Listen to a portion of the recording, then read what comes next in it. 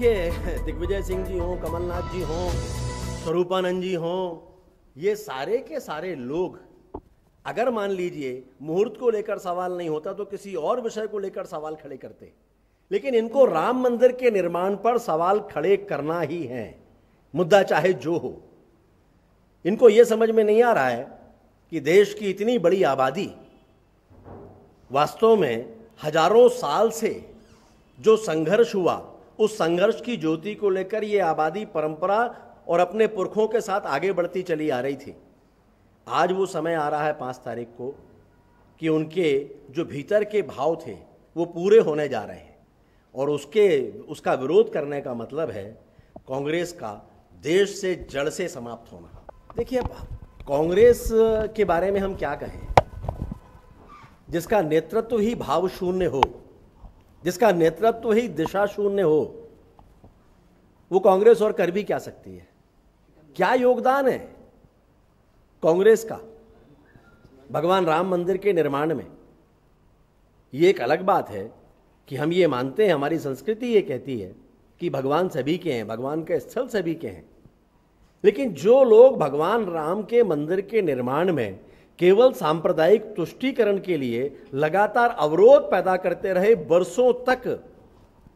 उनसे हम और क्या उम्मीद कर सकते हैं? वो आज भी यही चाहते हैं कि किसी तरह से ये मंदिर का निर्माण ना हो और ये मंदिर का निर्माण रुके, लेकिन कहने के लिए वो तमाम तरह की बातें कहते हैं कि निर्माण होना चाहिए। उसमें कमलनाथ जी भी शामिल हैं, देश के और नेता भी शामिल हैं, लेकिन सच्चाई ये है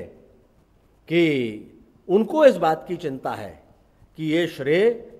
भारतीय जनता पार्टी और माननीय मोदी जी के नेतृत्व वाली सरकार को क्यों प्राप्त हो रहा है, या उनके नेतृत्व वाली सरकार के समय पर जो निर्णय हुआ। देखिए, भगवान राम के मंदिर का निर्माण ये मात्र किसी धार्मिक स्थल के निर्माण का मामला भर नहीं है, बल्कि ये राष्ट्र के प्रेरणा स्थल के पुनर्निर्माण का मामला है। हर देश का, हर राष्ट्र का अपना एक आराध्य होता है, और उस आराध्य के प्रार्थना या उसकी पूजा का कोई स्थान तय होता है। भगवान राम हो सकता है सनातनी परंपरा को जो लोग नहीं मानते उनके लिए भगवान ना हो, लेकिन वो मर्यादा पुरुषोत्तम के रूप में तो पूरी दुनिया उनको मानती है। एक ऐसे शासक के रूप में पूरी दुनिया उनको मानती है कि जिनके शासन में समानता थी, समृद्धि थी, सुशासन था और समभाव था,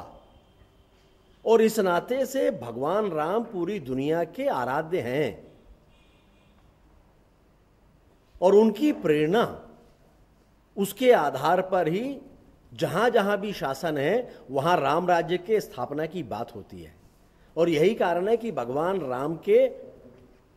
इस संसार से जाने के हजारों साल के पश्चात भी राम राज्य दुनिया में एक सबसे आदर्श राज्य के रूप में माना जाता है, और हर कहीं राम राज्य की स्थापना हो सुशासन के लिए सर्वोत्तम स्थिति ये मानी जाती है। और इसलिए भगवान राम के मंदिर का निर्माण होना ये गर्व की बात है हर भारतवासी के लिए, हर देशवासी के लिए। और इसलिए मैं ये मानता हूं कि 5 तारीख को देश के यशस्वी प्रधानमंत्री माननीय मोदी जी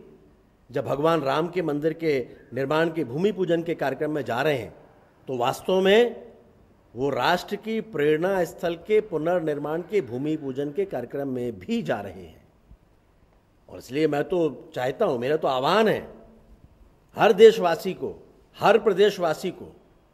उस दिन अपने घर में घी का दीपक जलाना चाहिए, अखंड रामायण के जगह जगह पे पाठ होना चाहिए, और ये पूरे दुनिया को दिखाई देना चाहिए कि भगवान राम के मंदिर का निर्माण 5 तारीख को यदि हो रहा है तो वास्तव में ये भारत के